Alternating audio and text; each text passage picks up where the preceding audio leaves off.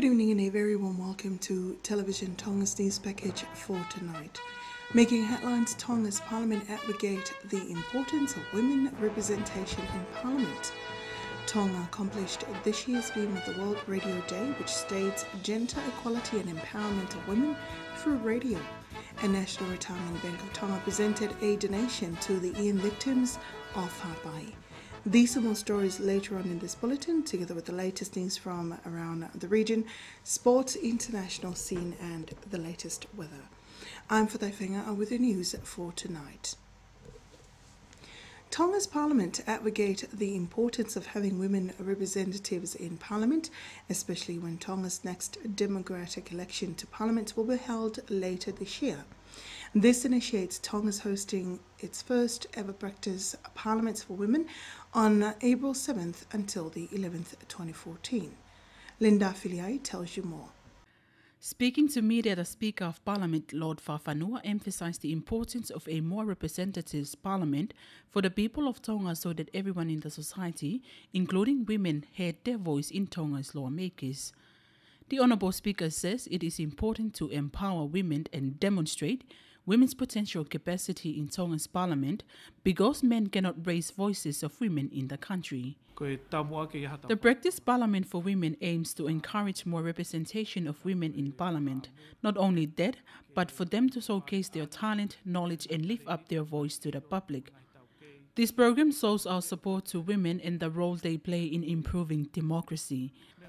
The Speaker of the Legislative Assembly also praised women's outstanding role in the government, Legislative Assembly, private sectors and others. However, there are only few of them in Parliament.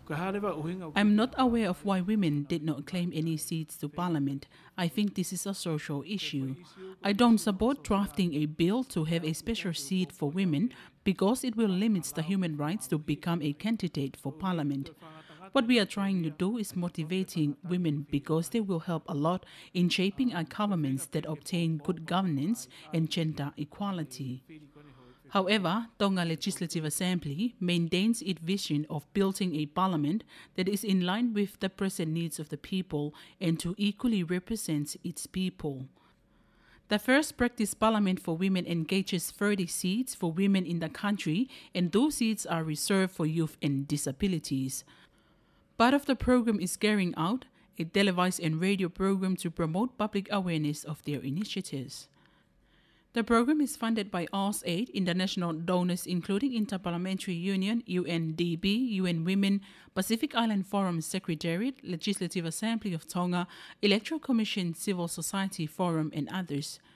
Tonga's parliaments have recorded only 7 women in parliaments for century.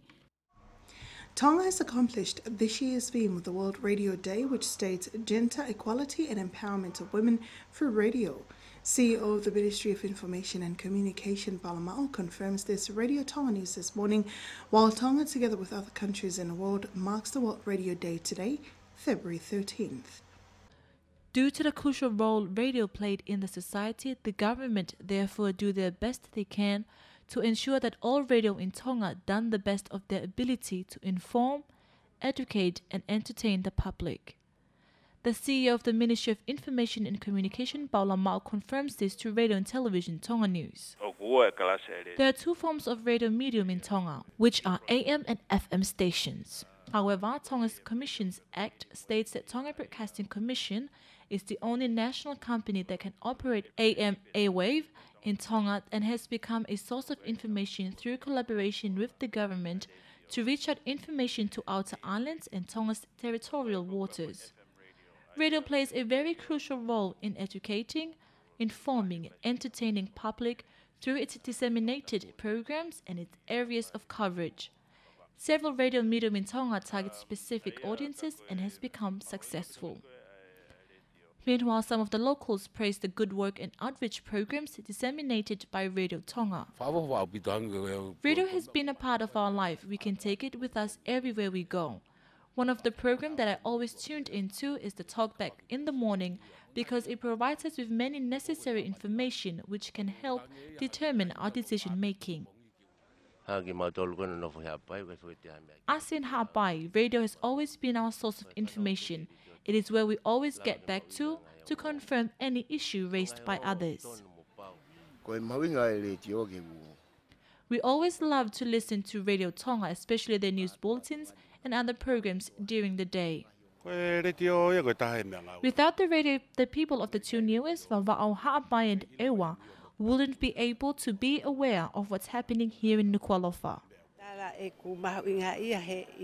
Radio is a very important medium because it can inform us in a timely manner of any natural hazards. Information disseminated through the radio is very accurate and partial, and they are satisfied with it.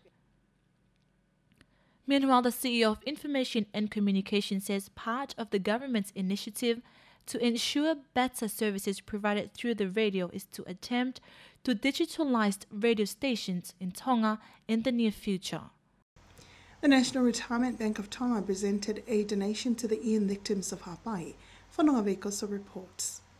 The chairman of the National Reserve Bank of Tonga's Board of Directors, Steve Edwards, presenting their assistance to the Secretary-General of Tonga Red Cross, Sione Tamoefolau. The assistance is a cheque of 6,000 pa'anga collected from the staff of the bank to express their support for the Ha'apai Cyclone Relief Program. Supporting the well-being of its staff, the Reserve Bank donated 2,000 pa'anga to families of 4 staff who were affected by Cyclone Ian. The other 4,000 pa'anga has been donated to the Red Cross to support disaster relief initiatives for the people of Ha'apai. This is after more than 800 homes were destroyed by Ian, with 90% of the agriculture devastated. However, assistance is very much needed by the locals. His Excellency Mark Talbot will hand over a range of ship surveyor equipment to the Honourable Deputy Prime Minister and the Minister of Infrastructure, Honourable Sami Waipolo, at the New Zealand High Commission's office in Nuku'alofa. The assistance consists of equipment, personal safety care for ship surveyors together with specialist tools and instruments necessary for surveyors' work in Tonga. This equipment aimed at helping officers and surveyors of marine and boats and is funded by the New Zealand Aid Program's Pacific Maritime Safety Program. The government statistician, 61-year-old Atata Finau, was released on bail yesterday. He was alleged for a count of reckless driver, leading to the death of the 62-year-old Kosi Tai of Kolonga. Finau was driving a vehicle on license P1770 and has been alleged of hitting the deceased at the Tankina Road last Thursday. He will reappear at the Magistrate Court this month. The objectives of certain programs and projects can be achieved by working together. This was reflected through the third meeting of the Joint Coordinating Committee for Japanese Technical Cooperation Project for promotion of regional initiative on solid waste management in the Pacific Island countries. Sinlatu tells you more. The Governor of Vava'u, Lord Fulivai, accepting a certificate from the Secretariat of the Pacific Regional Environmental Program and the Japan International Cooperation Agency, which was presented by the resident representative of JICA in the Tonga office, Hiroshi Kikawa.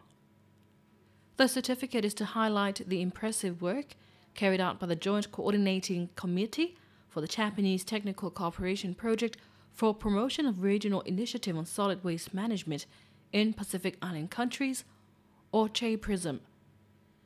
Similar certificate was handed over to the key stakeholders who are members of the project. The Governor of Vava'u commended the key sectors in the project for working very closely together. It's a work in progress, and I know it's not going to stop here. And I know it's not because we have all A's or all B's or everyone done their work or not, but it's the fact that the community is involved.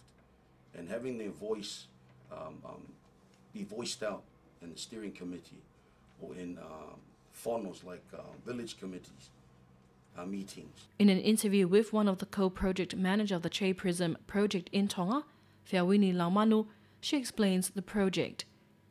Meanwhile, JPRISM expert Yuri Sakai spoke of one of the challenges they face since the project began in 2011. Because for the operations requiring cost, this is not free service. and we have to get some finance source to keep proper operation and maintenance for Karaka. So that's challenging. The government Tonga facing how we can keep secure the necessary budget for proper operations. One of the aims of the project is for 80% of the population in Vava'u to have access to the Kalaka landfill and the waste collection system. For Television Tonga News, I'm Sinilato. And that's the local news. Pacific is up next.